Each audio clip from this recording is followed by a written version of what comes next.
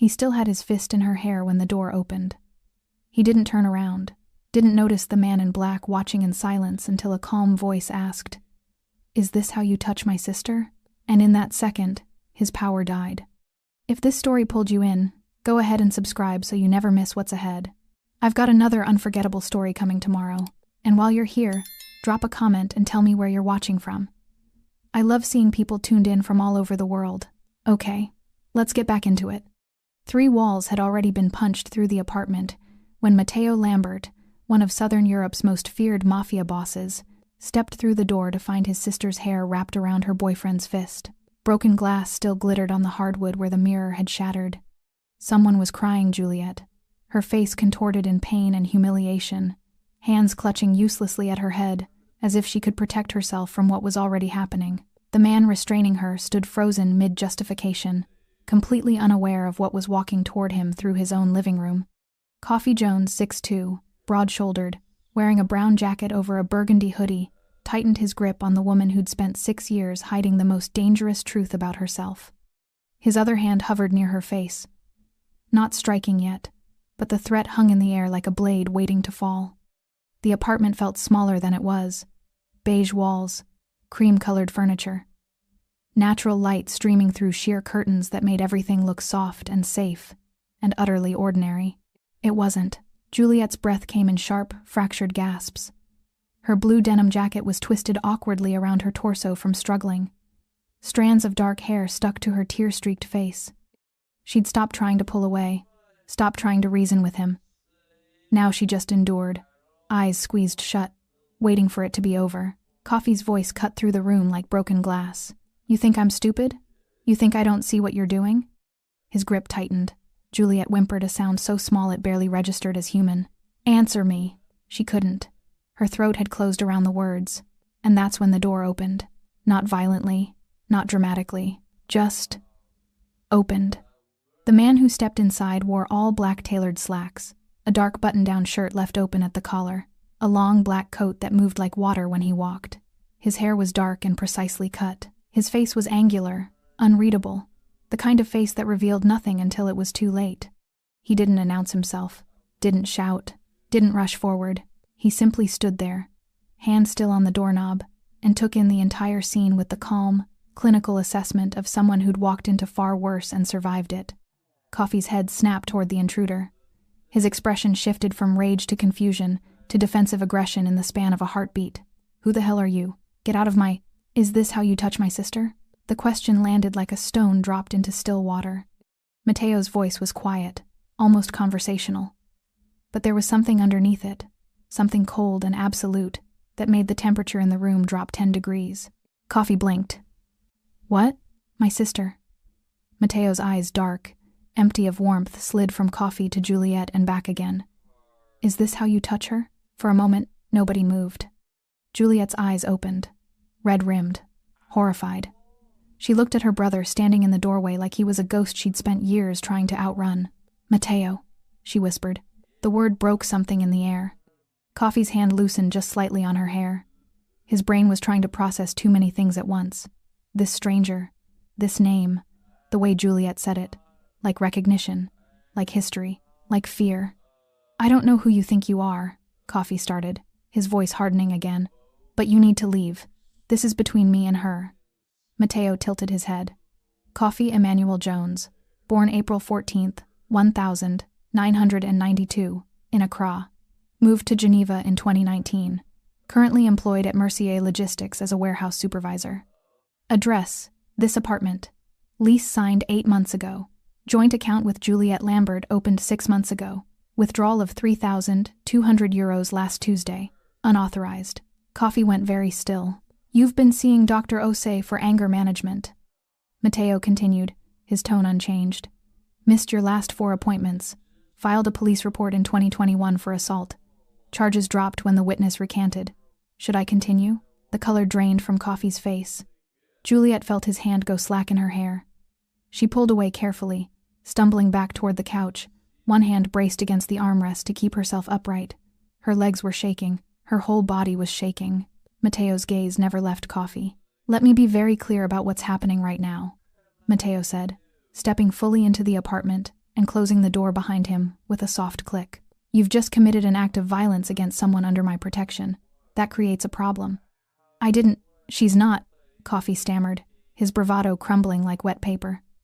"Look, man, I don't know what she told you, but she didn't tell me anything." Mateo's voice was surgical. "She never does. That's why I have people who watch, who report, who let me know when patterns change." Coffee's eyes darted to Juliet. She wouldn't look at him. Couldn't. "Juliet," Coffee tried, his voice shifting to something that might have been pleading. Tell him this is just a misunderstanding." She didn't speak. Mateo moved closer. Not quickly. Each step measured, deliberate. He stopped 3 feet away from Coffee, close enough to be a threat, far enough to look patient. "I'm going to give you one opportunity," Mateo said, "to explain to me why I shouldn't make you disappear." The words hung in the air like a noose. Coffee opened his mouth, closed it. His hands, those same hands that had been so sure of their power 60 seconds ago, trembled at his sides. From the corner of the room, Juliet watched her 2 worlds collide. The life she'd built, the life she'd abandoned, both converging, in a moment she'd spent 6 years praying would never come. Mateo glanced at her, just once, just long enough to see the welts forming on her wrists, the red marks on her scalp, the way she held herself like something already broken. When he looked back at Coffee, his expression hadn't changed, but the room felt different, smaller, colder, final. "Please," Coffee whispered. Mateo reached into his coat pocket and pulled out his phone. He dialed. The call connected on the first ring. "I need a cleanup team," Mateo said quietly. "Residential. 1 removal. No complications." He ended the call, and then he waited. Juliet was 9 years old the first time she saw her brother kill someone. Not with his hands, not with a gun, just with a phone call. The same kind of phone call he'd just made 60 seconds ago in her apartment while Coffee stood there, trembling. She'd been hiding behind the door of Mateo's study in their childhood home, a sprawling villa outside Lyon that smelled like old wood and expensive cigars. She wasn't supposed to be there, wasn't supposed to see. But children have a way of witnessing the things adults work hardest to hide. Mateo had been 23 then, already running parts of their father's operation, already feared. The man kneeling in front of him had been crying, begging, making promises he'd never have the chance to keep. Mateo listened to all of it with the same expression he wore, now patient, empty, final. Then he made a call. Then the man was gone. Juliet never asked what happened. She already knew. You didn't beg Mateo Lambert for mercy and walk away to tell the story. That night, she'd crawled into bed and decided something that would shape the next 17 years of her life. She would never become someone who needed that kind of protection. She would never be the reason someone knelt and begged. She would disappear. It took her until she was 18 to actually do it. Their father had died when she was 15, a heart attack, they said, though Juliet suspected Mateo's enemies had more creative methods than most people assumed. After the funeral, Mateo became something more than her brother. He became a wall between her and a world that wanted to devour anything connected to the Lambert name. He hired bodyguards she never saw but always felt. He vetted her friends, her teachers, her routes to school. He controlled everything, because control was the only language he understood, and Juliet suffocated under it. She didn't hate him. That was the terrible part. She loved him. Loved the brother who used to read her bedtime stories before the empire swallowed him whole. Loved the man who still remembered her birthday even when he was negotiating deals that moved millions across borders. But love and freedom were not the same thing. So on a Tuesday morning in March, 3 weeks after her 18th birthday, Juliet Lambert walked out of the villa with a single backpack, a fake passport, and 30,000 euros she'd been saving since she was 14. She left no note, no goodbye, just absence. She knew Mateo would look for her, knew he had the resources to find her if he truly wanted to, but she also knew her brother well enough to understand this. If she ran far enough, quietly enough, if she became nobody in a world that only noticed power, he might let her go. Not because he didn't care, because he cared too much. For 6 years, Juliet built a life out of invisibility. She moved through Europe like a ghost. Vienna, Prague, Amsterdam, finally Geneva. She used different names, worked cash jobs, rented apartments through third parties, avoided cameras, avoided questions, avoided anything that might send up a flag in whatever systems Mateo was monitoring. She became a waitress, a bookstore clerk, a dog walker, normal jobs, forgettable jobs. Jobs where nobody asked about your last name or why you paid rent 3 months in advance. She made exactly one friend, a woman named Claire, who worked at the same cafe and never asked about Juliet's past because she was too busy complaining about her own. It was the loneliest kind of freedom. Some nights, Juliet would lie awake in cheap apartments and wonder if Matteo knew where she was. If he was watching from a distance, letting her play at independence, while keeping her safe from threats she'd never see coming. Other nights, she convinced herself he'd moved on, built his empire higher, forgotten the little sister who chose ordinary over blood. Both possibilities hurt equally. She met Coffee on a Sunday in October. He'd smiled at her in a bookstore, easy, confident, warm, in a way that made her feel seen after years of practicing invisibility. They talked about novels neither of them had read. He made her laugh, asked for her number without pressure. Their first date was coffee that turned into dinner, that turned into walking through Geneva until the streetlights came on. He was charming, attentive. He asked questions about her day and actually listened to the answers. He didn't push when she was vague about her past, didn't demand explanations for why she never posted photos online, or why she always paid in cash. For 3 months, it was perfect. For 3 months, Juliet let herself believe she could have this something normal, something hers, something untouched by violence. Then the questions started. Small ones at first. Why don't you ever talk about your family? Where did you say you grew up? Why do you flinch when I raise my voice? Then the comments. You're too friendly with that guy at work. Why do you need your own bank account? I'm just trying to protect you. Then the control. He needed to know where she was, who she was with, why she was late, why she smiled at the barista, why she didn't answer his texts within 5 minutes. The first time he grabbed her wrist, he apologized immediately. Bought her flowers, promised it would never happen again. It happened again. And again, each time followed by apologies, by justifications, by promises that if she just stopped making him so worried, so jealous, so angry, it would stop. Juliet knew what this was. She'd been trained by bodyguards. She'd grown up around men who understood violence as a language. She knew the patterns, knew the escalation, knew exactly where this was headed. But leaving meant answering questions, filing reports, attracting attention.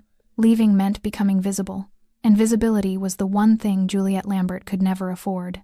So she stayed. She made herself smaller, quieter, more careful. She stopped seeing Claire, stopped going to her favorite cafe, stopped doing anything that might trigger Coffee's rage. She survived, until tonight, until Matteo walked through the door and saw what surviving had cost her. Now, standing in her own apartment, while her brother made the kind of phone call that erased people from existence, Juliet felt the weight of 6 years collapse into a single, terrible truth. You could run from blood, but blood always remembered where to find you. Coffee Jones learned early that charm could get you anything violence couldn't. His father taught him that not through words, but through absence. The kind of absence that came from being locked up for putting hands on the wrong person at the wrong time. Coffee was 12 when the prison sentence started. 16 when his father finally got out, older and angrier, and determined to teach his son the lesson he'd learned too late. Never let them see you lose control. Control was currency. Control was power. And Coffee had spent his entire adult life perfecting the art of looking like the kind of man who never needed to raise his voice because everyone already wanted to please him.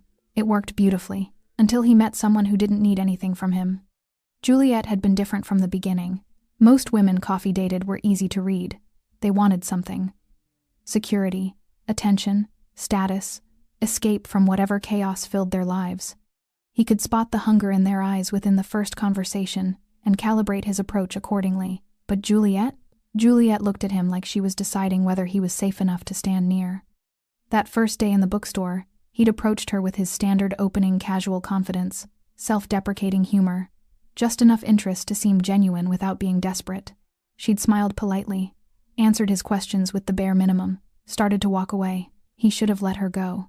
Instead, he'd pivoted, dropped the performance, asked a genuine question about the book, in her hand some French novel he'd actually read in school. Her whole demeanor shifted. She stopped moving, started talking, actually looked at him, and Coffee felt something he hadn't felt in years. He felt like he'd won something worth winning. The first 3 months were the best of his life. Juliet was quiet, thoughtful, careful in ways that made every smile feel earned, She didn't demand expensive dinners or weekend trips. She was happy with walks and coffee and conversations that lasted until the streetlights came on. She never asked about his job, his money, his plans. She never scrolled through his phone or questioned where he'd been. She never needed him, and that was the problem. Coffee had built his entire sense of self around being needed, around being the solution to someone else's problem, the protector, the provider, the man who stepped in and fixed things. But Juliet didn't need fixing. She had her own apartment, her own job, her own carefully constructed life that existed completely independently of him. She'd smile and kiss him goodbye and disappear into that life without a single backward glance. It made him feel invisible, unnecessary, irrelevant. And Coffee Jones could not tolerate being irrelevant. The shift started so slowly he didn't even notice it happening. A comment here, a question there. Who were you talking to? Why do you need to work late? That guy at the coffee shop was looking at you weird. Juliet would laugh it off. Tell him he was imagining things. Kiss him and change the subject. But Coffee wasn't imagining things. He saw how men looked at her quiet, pretty, self-contained. He saw how she moved through the world like she didn't need anyone's permission or protection. He saw the distance in her eyes sometimes, like she was remembering something he wasn't allowed to know about. She had secrets, and secrets meant she didn't trust him. And if she didn't trust him, what was the point of any of this? The questions became more frequent, more pointed. He needed to know where she was, who she was with, why she hadn't texted back immediately. Not because he didn't trust her, he'd tell himself, but because he cared. Because caring meant paying attention.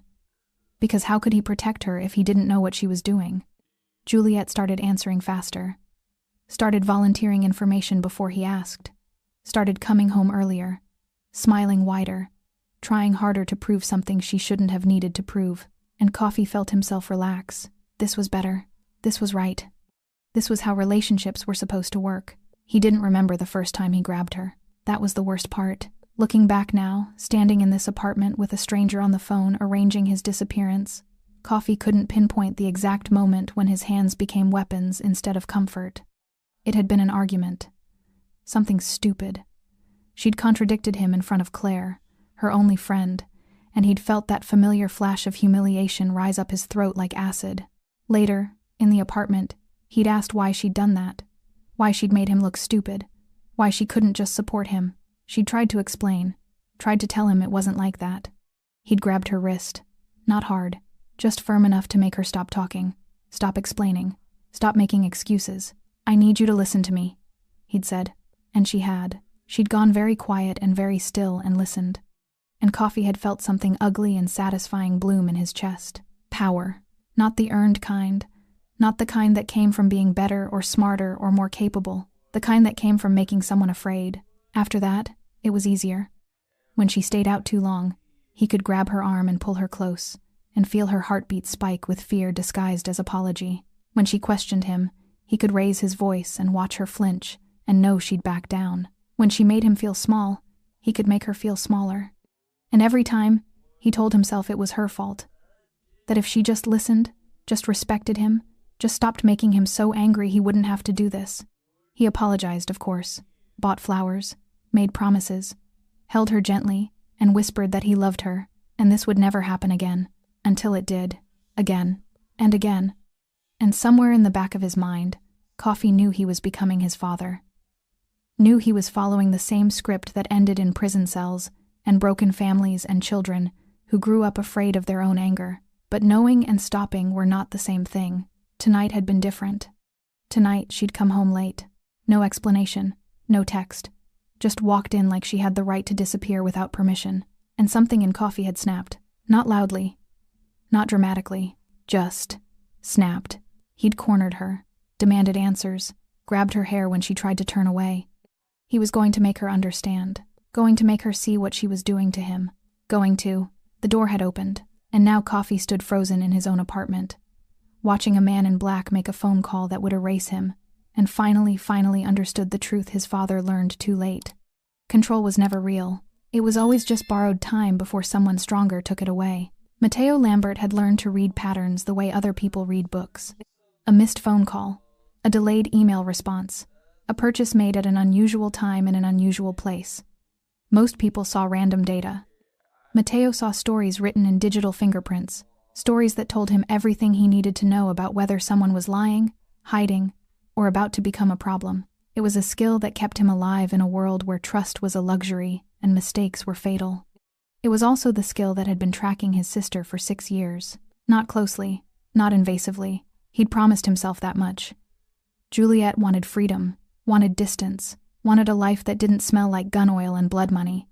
He understood that, respected it even. But understanding didn't mean abandoning, so Mateo had built a system quiet, passive, nearly invisible. Financial monitoring on accounts she thought were anonymous, facial recognition alerts in cities where she might surface, keywords flagged in databases across a dozen countries. He never intervened, never made contact, never let her know he was watching. He just watched. And for 6 years, the data told him a consistent story.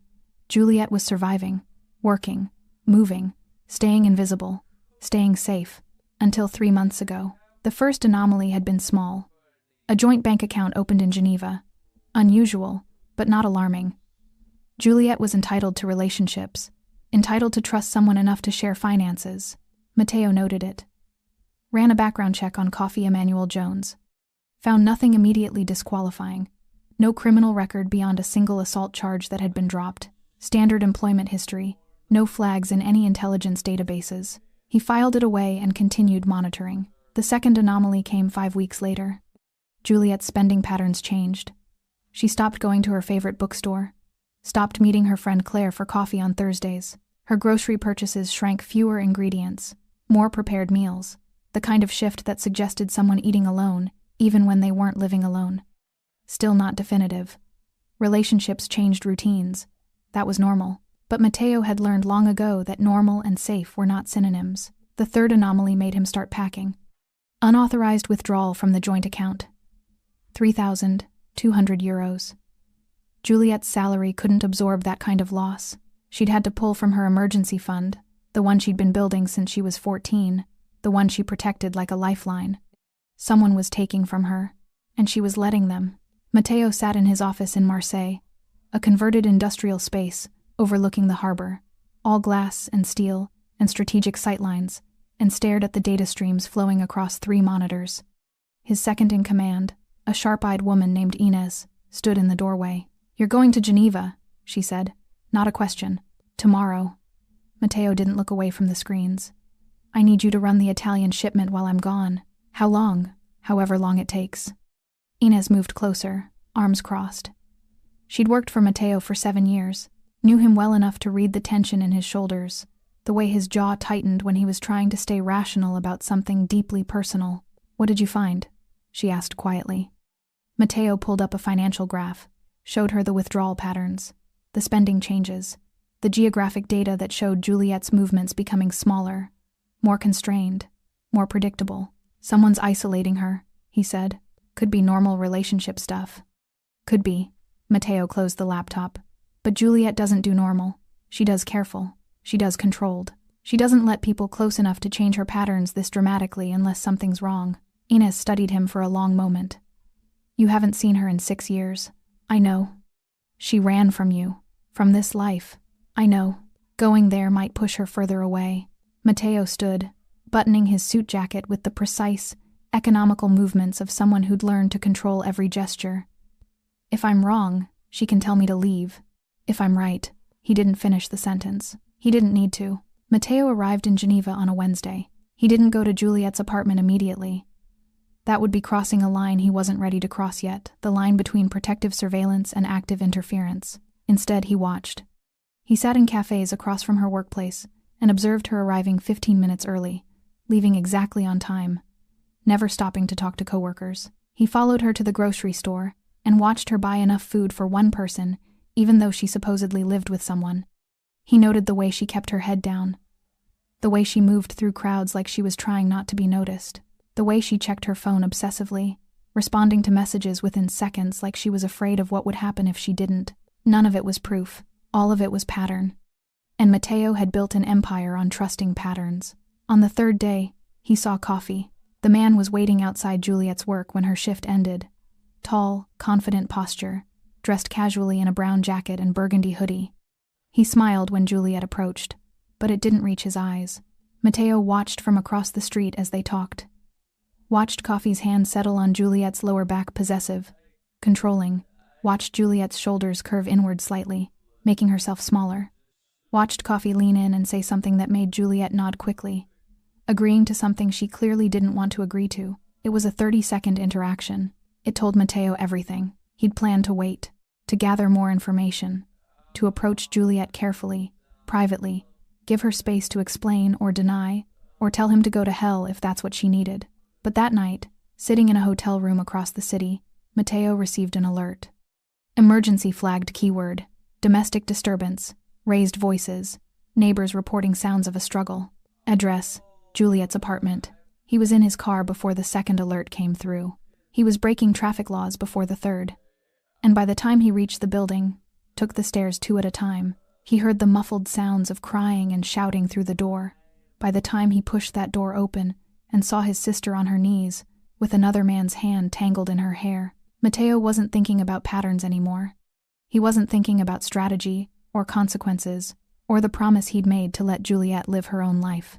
He was thinking about the 9-year-old girl who used to hide behind his office door, the 18-year-old who ran because she loved him too much to watch what he was becoming, the sister he'd failed to protect by giving her exactly what she asked for: distance, freedom, the illusion that she could ever be safe without him. He'd been wrong, and Coffee Jones was about to pay the price for that mistake. The argument started over nothing. That was always how it started. Something small, something that shouldn't matter, something that in a healthy relationship would be a conversation, maybe a minor disagreement, and then forgotten by morning. But Coffee and Juliet hadn't had a healthy relationship in months. She'd been late coming home from work, 23 minutes late. Traffic had been worse than usual, a tram delay, the kind of thing that happened in any city on any Wednesday evening. She'd texted him, explained, apologized even though she had nothing to apologize for. It hadn't been enough. Coffee was waiting by the door when she walked in, arms crossed, face set in that expression she'd learned to recognize, the one that meant he'd been building a case against her in his mind for the past half hour, collecting evidence for crimes she didn't know she'd committed. 23 minutes, he said. No hello, no how was your day, just accusation. I texted you, Juliet said quietly, setting her bag down carefully. Everything had to be careful now. Every movement measured to avoid triggering whatever storm was already forming. The tram was delayed. There was an accident on. You could have called. I was on the tram. I didn't want to disturb the other. You didn't want to talk to me. Kofi moved closer. That's what you mean. You didn't want to hear my voice. You wanted to stay out there, doing whatever you were actually doing, without me checking on you. Juliet's chest tightened. This script was familiar. She knew all the lines, all the beats, all the ways it would escalate no matter what she said. I wasn't doing anything, she said. I was working. Then I came straight home, like always. Like always? Coffee laughed sharp, bitter. You've been different lately. Distant, like you're hiding something. I'm not. Who is he? The question landed like a slap. Juliet stared at him. What? You heard me. Coffee was close enough now that she could smell the coffee on his breath, see the vein pulsing in his temple. Who is he? There's no one, Coffee. There's never been anyone but... Don't lie to me. His voice cracked across the apartment like a whip. I see the way you look at your phone, the way you smile at messages you think I don't notice, the way you turn away when I try to touch you. Because you grab me, Juliet said before she could stop herself. Because you hurt me. The silence that followed was deafening. Coffee's expression shifted through a dozen emotions in 3 seconds. Shock, denial, rage, justification. He settled on indignation. I hurt you? His voice dropped dangerously low. I protect you. I care about you. I try to build a life with you, and this is what I get? Accusations? Disrespect? I didn't mean... You never mean anything. Coffee grabbed her wrist. Not hard enough to bruise. Not yet. Just hard enough to make a point. You just say whatever you think will make me the bad guy. Juliet tried to pull away. His grip tightened. Let go. Not until you tell me the truth. I am telling you the truth. Her voice was shaking now, fear and frustration bleeding together. There's no one else. There's nothing to tell. Please just... Please what? Coffee jerked her closer. Please believe your lies? Please ignore that you're turning into someone I don't even recognize? You're the one who changed. The words burst out before Juliet could swallow them back. You used to be kind. You used to listen. Now you just... His other hand shot out and grabbed her hair. Not gently. Not accidentally. Deliberately. Juliet cried out pain and shock, and the terrible realization that this was worse than before. This was different. This was the moment she'd been dreading since the first time his hand had curled into a fist. This was the line being crossed. Don't you dare blame me for what you made me become, Coffee hissed. His face was inches from hers, twisted with rage that had been building for weeks, months, maybe his entire life. You did this. Your secrets, your distance, your refusal to just be honest with me. Juliet's hands came up instinctively, trying to pry his fingers from her hair, trying to protect herself, trying to breathe through the pain radiating across her scalp. Coffee, please. Please what? Please stop caring? Please stop trying? Please just let you do whatever you want without consequences? He yanked harder. Juliet stumbled, her knees hitting the hardwood floor. The impact sent shockwaves up her legs. Tears spilled hot and fast down her cheeks. This was it. This was the moment her life had been building toward since the day she ran from Mateo.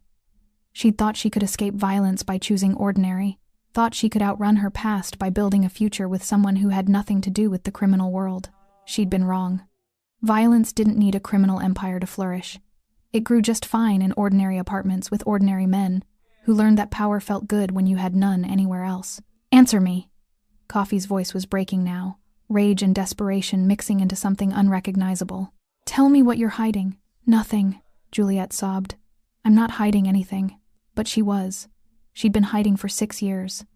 Hiding her name, her history, her brother, her past. Not because she didn't trust Coffee, though she'd been right not to, but because invisibility was survival. And now that invisibility was shattering. You're lying. Coffee's other hand rose not a fist, but a threat. You've always been lying. Juliet squeezed her eyes shut, waiting for impact, waiting for the final escalation, waiting for the moment when bruises became breaks, and anger became something irreversible. The impact never came. Instead, she heard something else, a door opening. Footsteps, calm, measured, unhurried, and then a voice cold, familiar, impossible, that made her entire world stop. Is this how you touch my sister? Juliet's eyes flew open. And there, standing in the doorway like a ghost made flesh, was Mateo Lambert, her brother, her past, her reckoning. The man she'd spent 6 years running from had just walked into the moment she'd spent 6 months trying to survive. And Coffee, still gripping her hair, still frozen in his rage, had absolutely no idea what was about to happen to him. For exactly 3 seconds, nobody moved. Coffee's hand stayed tangled in Juliet's hair. Her knees remained pressed against the hardwood floor. Mateo stood in the doorway, one hand still on the knob, his expression as calm as someone who just walked into a library instead of an active assault. Then Coffee's brain caught up to the situation. He let go of Juliet not gently, just releasing her like she'd suddenly become irrelevant, and straightened to his full height. 6'2", broad shoulders, the physical advantages he'd been using to intimidate Juliet for months. Against Mateo, they meant nothing. Who the hell are you? Coffee's voice tried for authority but landed somewhere closer to confusion. You can't just walk into your apartment? Mateo closed the door behind him with a soft click that somehow felt louder than a slam. Interesting. The lease says Juliet Lambert. Joint tenancy, yes, but her name is first, so technically I'm walking into my sister's apartment. The word hung in the air. Sister. Coffee's eyes flicked to Juliet, still on the floor, one hand pressed to her scalp where the pain was radiating in hot pulses. She wouldn't look at him, wouldn't look at Mateo either, just stared at the floor like if she stayed still enough, this moment might rewind itself. Your sister, Coffee repeated slowly. His tone suggested he was trying to process whether this was a threat or just an inconvenience. Look, man, I don't know what she told you, but this is between me and her. It's a private matter. Mateo tilted his head slightly. The gesture was almost curious, almost polite. Private, he said. Is that what you call it when you put your hands on a woman half your size and make her beg? I didn't. She wasn't. Coffee's face flushed. You don't understand. She's been lying to me, keeping secrets. I was just trying to get her to be honest. By grabbing her hair. I lost my temper. It happens. Couples fight. It's normal. Normal. Mateo took a step forward. Just one. But something about the movement made the entire room feel smaller. Coffee Emmanuel Jones, born April 14th, 1992, in Accra. You moved to Geneva 3 years ago, after your previous girlfriend filed a restraining order in London. That charge was dropped when she left the country. Should I continue? The color drained from Coffee's face. Juliet looked up. Her brother's voice was conversational, almost pleasant, but she recognized the tone. She'd heard it before. In that study when she was 9 years old. Right before men disappeared. How do you? Coffee started. Your current employer is Mercier Logistics. Matteo continued as if Coffee hadn't spoken. You make 4,200 euros per month. Your credit score is 680. You have 14,000 euros in debt spread across 3 cards. You withdrew 3,200 from Juliet's joint account last Tuesday, without her permission. You've missed 4 anger management appointments with Dr. Osei. You have a police record in Ghana domestic disturbance, 2018. Charges dropped when the witness recanted her statement 3 days after someone matching your description was seen outside her workplace.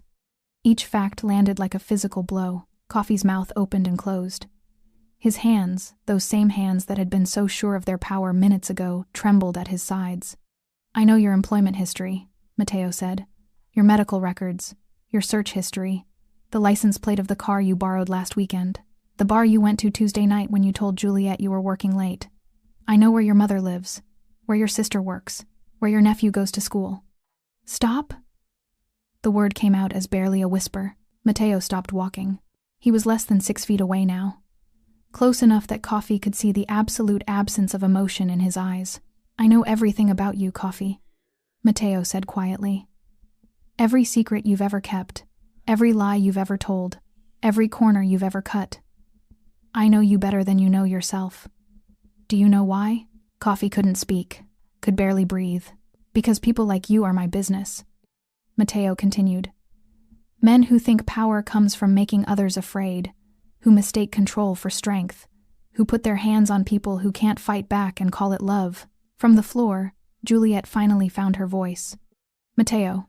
It came out broken, shaking. A plea wrapped in a name. Please. The effect was immediate. Matteo's gaze shifted to his sister, really looked at her for the first time since entering the apartment. Took in the tear-streaked face, the red welts forming on her scalp.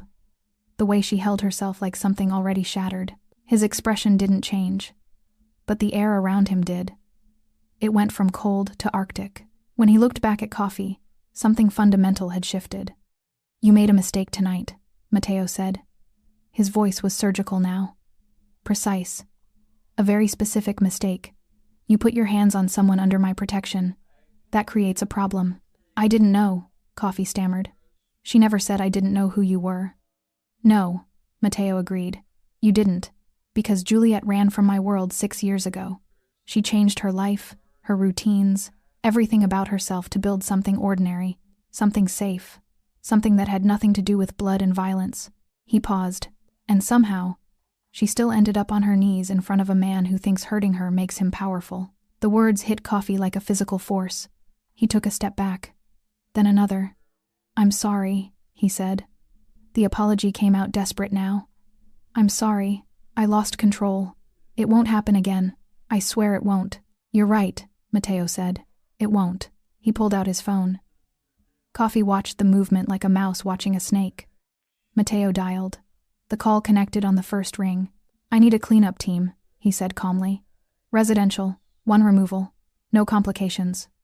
Wait, Coffee's voice cracked. Wait, please, I'm sorry. I'll leave. I'll go right now.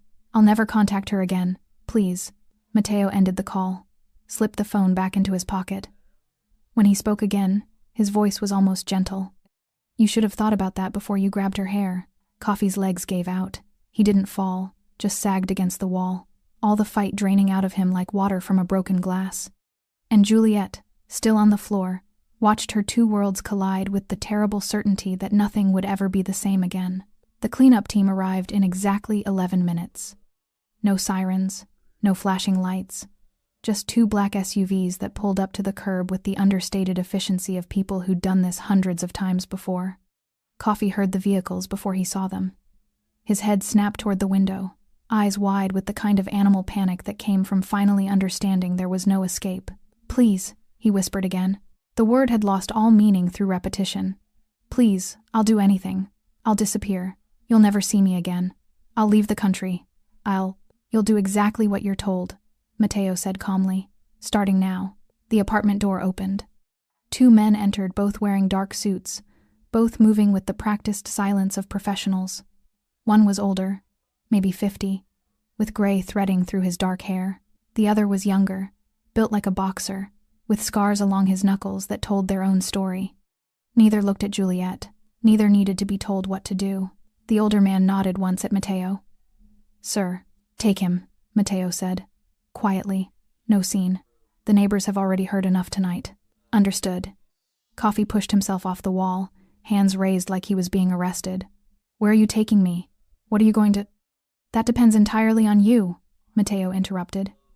He moved to stand between Coffee and Juliet, not protectively, just conclusively, like he was closing a door on a chapter that was already finished. "You're going to leave this apartment. You're going to leave this city. You're going to disappear so completely that Juliet Lambert becomes a name you can't even remember." "Okay, yes, I can do that." The words tumbled out desperately. "I'll go tonight. Right now. I'll pack and—" "You're not packing anything," the younger man said. His voice was flat, bored almost. "You're leaving with what you're wearing. Everything else stays." Coffee's face went white. "My clothes, my papers, my clothes." "Will be dealt with," Matteo said. "You'll receive your documents and enough money to start over somewhere far from here. In exchange, you'll sign papers that transfer any claim on this apartment, the joint account, and anything else connecting you to Juliet. You'll never contact her again, never speak her name, never even think about coming back. And if I don't?" The question was asked quietly, almost hypothetically. Matteo's expression didn't change. "Then we moved to less pleasant solutions." The weight of those words settled over the room like snow, cold, silent, absolute. Coffee looked at the two men flanking him. Looked at Matteo standing there with his hands in his pockets like they were discussing the weather. Looked at Juliet still on the floor, finally watching now, her face unreadable. "This isn't legal," Coffee said weakly. "You can't just—" "Legal." Matteo's smile was thin, humorless. "You grabbed my sister by the hair in her own home and made her beg for mercy. You stole from her, isolated her, spent months systematically destroying her sense of safety. And you want to talk to me about legal?" He took a step closer. "Here's what's legal, Coffee. Legal is Juliet going to the police, filing a report, showing them the bruises on her wrists, the welts on her scalp, testifying about months of abuse. Legal is you going to prison for assault, theft, harassment. Legal is your name in the papers, your family finding out what kind of man you are, your future employers seeing your record." Matteo paused. "What I'm offering you is better than legal. I'm offering you invisibility, a chance to disappear before consequences catch up. Most men don't get that option." Coffee's jaw worked. His eyes darted between the men, the door, Juliet looking for any exit, any argument, any way out that didn't involve complete surrender. There wasn't one. "Okay," he said finally. The word came out broken, defeated. "Okay, I'll go. I'll sign whatever you want. Just don't hurt me." "That depends on you," Matteo repeated. "My men will take you somewhere secure. You'll sign documents. You'll provide information we need to ensure you stay gone. If you cooperate, you'll walk away with enough money to start over, and a lesson about what happens when you touch the wrong person. And if I don't cooperate?" Matteo's eyes went dead. "Then you become a cautionary tale." The older man moved forward, one hand settling on Coffee's shoulder, not violent, just firm, guiding. "Let's go." Coffee let himself be led toward the door. He moved like a sleepwalker. All the fight drained out of him, replaced by numb compliance. At the threshold he stopped, turned back one last time. "Juliet." "Don't." Matteo's voice cut through whatever apology or justification Coffee had been preparing. "Don't say her name. Don't look at her. Don't even think about her. You lost that right the moment you decided violence was love." Coffee's mouth closed, his shoulders sagged, and then he was gone. The door clicked shut. The sound of footsteps faded down the hallway. The building returned to silence. For a long moment, neither Matteo nor Juliet moved. The apartment felt enormous, suddenly. Empty in a way that had nothing to do with Coffee's absence and everything to do with the weight of what had just happened. Finally, Matteo crossed the room. He didn't rush, didn't make a show of concern, just moved with quiet purpose until he was kneeling in front of his sister, eye level, not boss to subordinate, not protector to victim, brother to sister. "Juliet," he said softly. She looked at him, really looked at him for the first time in 6 years. He was older, harder around the edges. The boy who used to read her bedtime stories was gone completely, replaced by something colder and more efficient, but his eyes were the same. And when he lifted one hand slowly, carefully, asking permission before touching her, she saw the ghost of the brother she'd run from, the brother she'd never stopped loving, the brother she'd never been able to escape. "I'm sorry," Matteo said. 2 words, quiet, honest. "I'm sorry I wasn't here sooner." Juliet's face crumpled. 6 years of running, 6 months of surviving, 6 minutes of watching her past collide with her present, all of it crashed down at once. She collapsed forward into her brother's arms and finally let herself break. And Matteo, who'd built an empire on never showing weakness, never admitting fault, never letting anyone close enough to hurt him, held his sister and promised himself that no one would ever make her feel this small again. No matter what it cost, no matter who had to disappear, no one. The room Coffee was taken to wasn't what he expected. No basement, no chains, no medieval torture chamber from the movies he'd watched where mobsters broke fingers and extracted confessions. Just an office. Clean, modern, minimalist in a way that suggested expensive taste. Floor-to-ceiling windows overlooking Geneva's city lights. A mahogany desk, leather chairs, abstract art on the walls that probably cost more than Coffee made in a year. It looked like a place where business happened, and that, somehow, was more terrifying than any dungeon could have been. The 2 men who'd escorted him, the older one with gray hair, the younger one with scarred knuckles, positioned him in a chair facing the desk. Not roughly. They didn't need to be rough. Coffee's legs had already given up any thought of running. "Wait here," the older man said. They left. The door closed with a soft click that sounded exactly like the one in Juliet's apartment. The one that had sealed his fate. Coffee sat alone in the chair and tried to breathe. His hands were shaking. His heart hammered against his ribs like it was trying to escape his body. Every story he'd ever heard about organized crime flooded his mind. Disappearances, concrete boots, bodies that never surfaced. Was this how it ended? Not in a dramatic confrontation, but in a clean office with expensive art and a view of the city he'd never see again. The door opened. Matteo walked in. He'd removed his coat, rolled up his sleeves. The movement revealed forearms marked with ink, intricate designs that looked less like decoration and more like a language Coffee couldn't read. He sat behind the desk, didn't speak immediately, just opened a laptop, typed something, studied the screen with the detached interest of someone reviewing a grocery list. Coffee waited, sweating, terrified. Finally, Matteo looked up. "Do you know why you're still alive?" he asked conversationally. Coffee's throat closed. He managed to shake his head. "Because killing you would upset my sister," Matteo said simply. "Juliet has spent 6 years trying to build a life that doesn't involve violence. She ran from my world specifically to avoid this." He gestured vaguely at the office, at himself, at the situation, "and I'd prefer not to prove her right about what I am by executing her abusive boyfriend in the first hour of our reunion." He paused. "So you get to live. Congratulations." The word should have been a relief. Instead, it landed like a threat. "Thank you," Coffee whispered. "Don't thank me yet." Matteo turned the laptop around. The screen showed a document-dense legal text, multiple pages. "This is a contract. You're going to sign it. Do you know what it says?" Coffee stared at the words. They blurred together. "No. It says you're transferring all rights to the apartment to Juliet. It says you're relinquishing any claim on the joint bank account. It says you're agreeing to a restraining order that covers not just Geneva, but all of Switzerland, France, and Italy. It says if you're ever found within 500 meters of my sister, all bets are off." Matteo scrolled down. "It also says you're waiving any right to legal action against me, my associates, or anyone connected to this evening. You're acknowledging that you left of your own free will, that no crime was committed, that you have no complaints and no grounds for police involvement. And if I don't sign?" Matteo smiled. It didn't reach his eyes. "Then we have a different conversation, one that involves the evidence I have of your theft, your assault, your previous restraining order in London that you violated twice before the woman fled the country. One that involves phone calls to your employer, your family, the police. One that involves making sure everyone you know understands exactly what kind of man you are. He leaned forward. I can destroy you legally, Coffee. Completely. Publicly.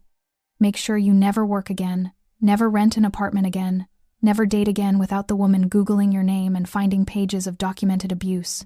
I can do all of that without ever touching you. The words hung in the air. Or, Matteo continued, you can sign. Take the money I'm offering enough for 6 months of living expenses somewhere far from here. Disappear quietly. Start over. Learn from this. Coffee's hands trembled as he reached for the pen sitting on the desk. Where do I sign? 20 minutes later, every page was initialed, every clause agreed to, every bridge burned. Matteo slid an envelope across the desk. 10,000 euros. Cash. Non-negotiable. Don't come back for more. Coffee took it with shaking hands. There's a train to Milan in 2 hours, Matteo said. My men will drive you to the station. You'll get on that train. You'll never contact Juliet again. You'll never speak her name. You'll never tell this story. Do you understand? Yes. Do you understand what happens if you break this agreement? Coffee nodded. He understood perfectly. Matteo stood, buttoned his sleeves with precise economical movements. You made a choice tonight, Coffee. You chose to put your hands on someone you thought was powerless. Someone you thought had no protection. Someone you thought you could hurt without consequences. He walked around the desk, stopped in front of Coffee's chair. You were wrong about all three. Juliet isn't powerless. She was never unprotected. And there are always consequences. Matteo's voice dropped to something barely above a whisper. The only reason you're walking out of here is because my sister asked me to stop. Not because you deserve mercy. Not because you've earned forgiveness. But because she whispered my name and I remembered that she ran from this life to avoid exactly this kind of violence. He straightened. So I'm giving you what she wanted. A clean exit. No blood, no body. Just absence. Coffee stood on shaking legs. The envelope felt heavy in his hands. But if you ever come near her again, Matteo continued, I will forget what she wanted. I will remember only what you did. And the next conversation we have will not end with train tickets and cash. Do you understand? Yes. Say it. I understand. Coffee's voice broke. I'll never contact her. Never come back. I swear. Matteo studied him for a long moment, then nodded once. Good. He pressed a button on his desk. The door opened. The two men reappeared. Take him to Gare Cornavin, Matteo said. Make sure he gets on the Milan train. After that, he's not our problem. The older man nodded. Understood. They flanked Coffee, guided him toward the door. At the threshold, Coffee stopped, turned back. For what it's worth, he said quietly. I did love her. At the beginning, Matteo's expression didn't change. Love doesn't put hands on people, he said. What you felt was ownership. And ownership isn't love, it's just control with better marketing. Coffee had no response to that. He left. The door closed. And Matteo stood alone in his office, looking out at the city lights, thinking about his sister crying in an apartment 40 minutes away, thinking about the 6 years she'd spent running, thinking about the promise he'd made to himself when she was 9 years old and hiding behind his office door. He'd failed her then by letting her see what he was. He'd failed her again by giving her the distance she asked for. He wouldn't fail her a third time. Whatever it took, whatever it cost. No one would hurt Juliet Lambert again. Juliet didn't know how long she cried. Time had stopped meaning anything the moment Matteo walked through the door. Minutes, hours, it all blurred together into one endless present tense, where the only reality was her brother's arms around her and the slow, careful way he held her, like she might shatter completely if he let go.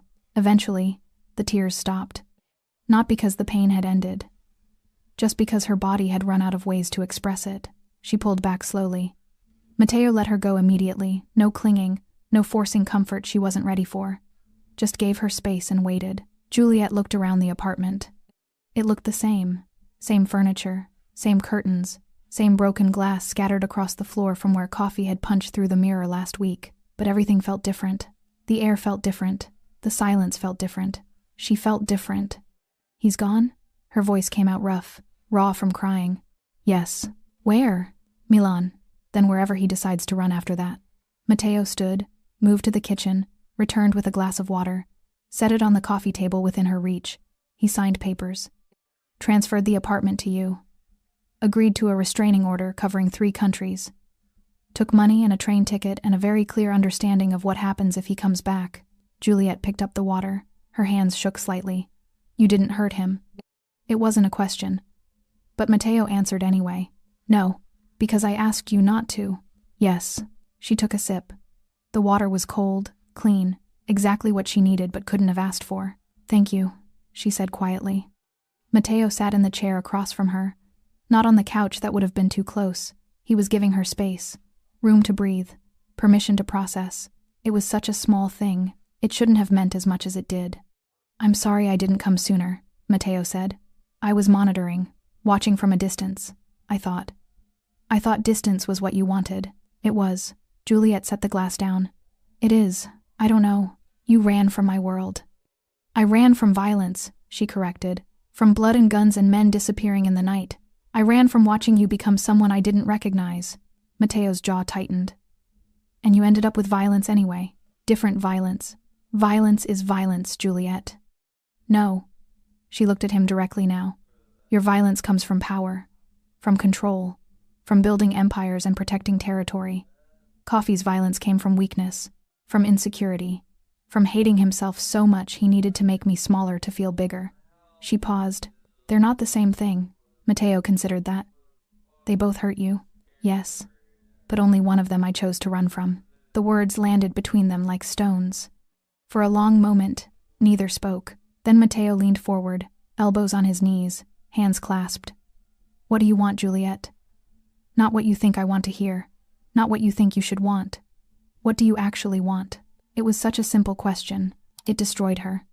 Because Juliet had spent 6 years knowing exactly what she wanted. Freedom, anonymity, normalcy, safety. And she'd achieved 3 out of 4. Built a quiet life in a quiet city, with a quiet job and quiet routines. And it hadn't protected her. I don't know, she admitted. I thought I knew.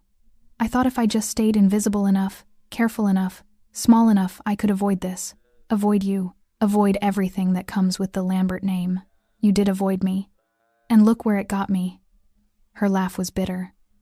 On my knees in my own apartment with a man's hand in my hair while my brother walked in like some kind of avenging angel. I'm not an angel. I know what you are, Mateo. Juliet's voice hardened. I've always known. I grew up watching, learning, understanding exactly what it means to be a Lambert. That's why I ran. And now? Now I'm tired. The confession came out quiet. Defeated. I'm tired of running, tired of hiding, tired of pretending I can build something normal, when normal keeps turning into nightmares anyway. She looked at him. I'm tired of being afraid. Mateo's expression didn't change. But something shifted in his eyes. Some recognition. Some understanding that ran deeper than words. You don't have to be afraid anymore, he said. Because you'll protect me. Yes. By making people disappear. If necessary. Juliet wrapped her arms around herself. That's not freedom, Mateo. That's just a different kind of cage. Maybe. He didn't argue. Didn't try to convince her otherwise. But it's a cage where no one hurts you. Where no one dares. Where your name alone is enough to keep you safe. My name, Juliet repeated. Lambert. The name I spent 6 years burying. It was always yours. You just tried to forget. I tried to escape. Did it work? The question hung in the air. Juliet thought about the apartment. The job. The careful routines. The friendship with Claire that she'd abandoned the moment coffee demanded it. The life she'd built that had crumbled the moment someone decided to test its foundations. No, she admitted finally. It didn't work. Mateo nodded. Like he'd known all along what her answer would be. I'm not asking you to come back to my world, he said carefully. I'm not asking you to work for me. Stand beside me at meetings. Become part of the empire. You made your choice 6 years ago, and I respect it. But I'm not letting you face the world alone anymore. His voice was firm. Final. You can keep this apartment, keep your job, keep whatever life you want to build, but you do it with protection, with resources, with the knowledge that anyone who touches you answers to me. That's still control. It's insurance. It's the same thing my father used to say. Mateo flinched, just slightly, just enough for Juliet to notice. Our father, he said quietly, built an empire by making people afraid. I maintain it by making people smart. There's a difference. Is there? Asked Coffee. He's alive, leaving the country with money and a future. Our father would have buried him in a vineyard. Juliet couldn't argue with that. She'd seen what their father was capable of. Seen the bodies, heard the screams, witnessed the casual brutality that came from a man who believed mercy was weakness. Mateo was many things, but he wasn't their father. "What if I say no?" she asked. "What if I tell you to leave, to go back to Marseille and forget you ever found me?" Mateo met her eyes. "Then I leave, and I go back to watching from a distance. And I pray that next time something happens, I see the warning signs faster. There won't be a next time. You can't promise that. Neither can you." "No," Mateo agreed, "but I can make it significantly less likely." Juliet looked at her brother, at the man who'd read her bedtime stories and built an empire and walked through her door at exactly the right moment to save her from something she couldn't save herself from. She thought about 6 years of running, 6 months of surviving, 6 minutes of watching everything collide. And she made a choice, not the choice she'd made at 18. Not the choice fear demanded, the choice truth required. "Okay," she said quietly. Mateo raised an eyebrow. "Okay? Okay. I'll accept protection, resources, whatever keeps me safe. But I keep my life, my apartment, my independence. I'm not becoming part of your world, I'm just acknowledging it exists. That's all I'm asking." "And Mateo?" "Yes? If you ever lie to me about what you're doing to protect me, if you ever make me complicit in violence I don't want to know about, I'll run again. And next time, you won't find me." He considered that, then nodded once. Fair. It wasn't a solution. It wasn't healing, but it was a beginning.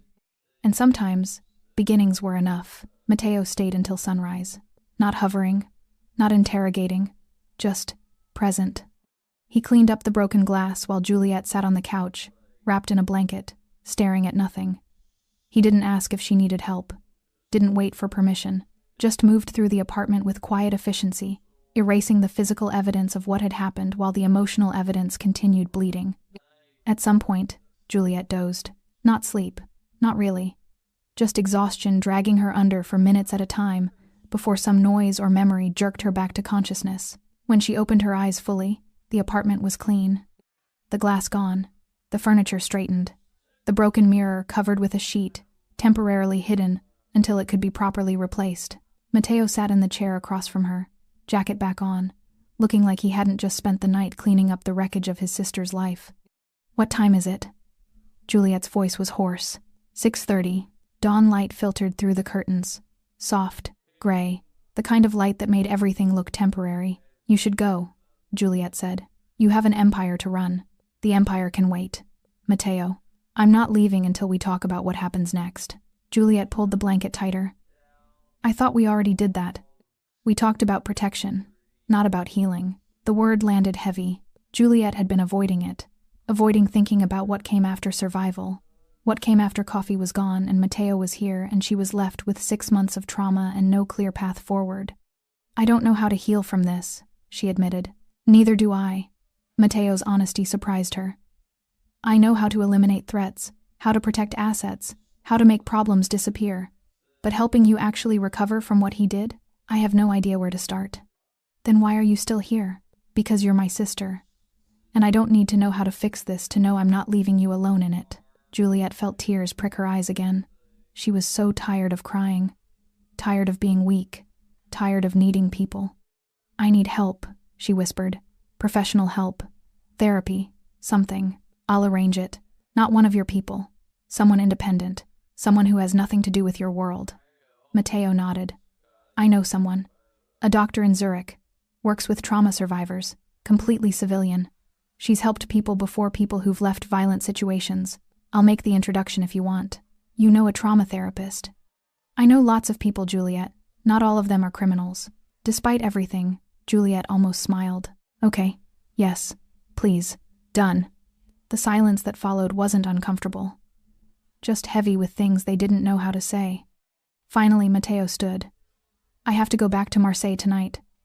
But I'm leaving 2 people here. Security. They'll be subtle, you won't see them unless you need to. But they'll be close. I don't want bodyguards. They're not negotiable." His tone allowed no argument. "After what happened, I'm not taking chances. Give it a month. If you still hate it, we'll revisit." Juliet wanted to argue, wanted to insist she didn't need babysitters. But the truth was, She was terrified. Terrified Coffee would come back. Terrified someone worse would find her. Terrified that being alone meant being vulnerable. 1 month, she agreed. 1 month. Mateo moved toward the door. Stopped. Turned back. Juliet? Yeah? What you said earlier. About running from violence, not from me. I remember. I need you to know something. He paused, choosing words carefully. I became what I am because I thought power was protection.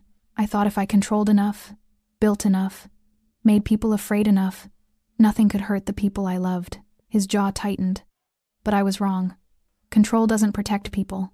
It just gives you the illusion that you can. And in the process of building that illusion, I became exactly what you needed to run from. Juliet stood slowly. The blanket slipped from her shoulders. You also became the person who saved me tonight. Because I was watching. Because I never really let you go. I know. Does that make you angry? Juliet thought about it. Really thought about it. 6 years ago, the answer would have been yes. The surveillance, the monitoring, the inability to truly disappear, all of it would have felt like violation. Now she understood that love and letting go were sometimes incompatible. No, she said finally. It makes me grateful, and sad, and confused, but not angry. Mateo nodded. He understood complicated emotions. His entire life was built on them. I'm going to make you a promise, he said. And I need you to believe me. Okay, no one will ever hurt you again. His voice was quiet. Absolute. Not like this. Not while I'm alive. I don't care who they are, what they want, or what excuses they have. Anyone who puts their hands on you, anyone who makes you afraid, anyone who thinks you're powerless, they'll learn exactly how wrong they are. Juliet's throat tightened. That's a dangerous promise, Mateo. I'm a dangerous man. I know. And you're still my sister. Still the girl who used to hide behind my office door. Still the only person in the world I'd burn everything down to protect. He moved closer. Stopped an arm's length away. I know what I am, Juliet. I know the things I've done, the people I've hurt, the lines I've crossed. But everything, all of it, was about keeping the people I love safe. And I failed you. I let you run because I thought distance would protect you better than proximity. I was wrong. You weren't wrong, Juliet said. I needed to run. I needed to try. I needed to know I could survive without your shadow over everything. And now? Now I know I can survive. But I also know I don't have to survive alone. Mateo smiled. Small. Genuine. No, he agreed. You don't. He pulled a card from his pocket. Set it on the table. My direct number. Not the business line. Not the one that goes through assistants. Just me. You call that number. Anytime, any reason, and I answer. Juliet picked up the card. Plain. White. Just numbers. Thank you. Don't thank me yet. We haven't figured out how to be siblings again after 6 years apart. That's going to be messy. Probably. But we'll figure it out. Yeah. Mateo moved to the door. Put his hand on the knob. Stopped one more time. I love you, Juliet. I don't say it enough. Don't know how to show it without making it about control. But I do. Love you. Juliet's voice cracked. I love you too. And then he was gone. The door closed softly. The apartment fell silent. And Juliet Lambert stood in the morning light, wrapped in a blanket, holding her brother's phone number, and finally let herself believe that maybe, just maybe, she could heal. Not alone, not in hiding, but with the protection she'd spent 6 years running from, and the love she'd never actually lost. Blood remembered blood, and sometimes, that was mercy. Thanks for sticking with this story until the very end. You're the reason these stories feel alive. If you're ready for another powerful journey, just tap the next video on your screen. And before you go, leave a quick comment and rate this story from 1 to 10. I'm excited to read your thoughts and connect with you in the comments.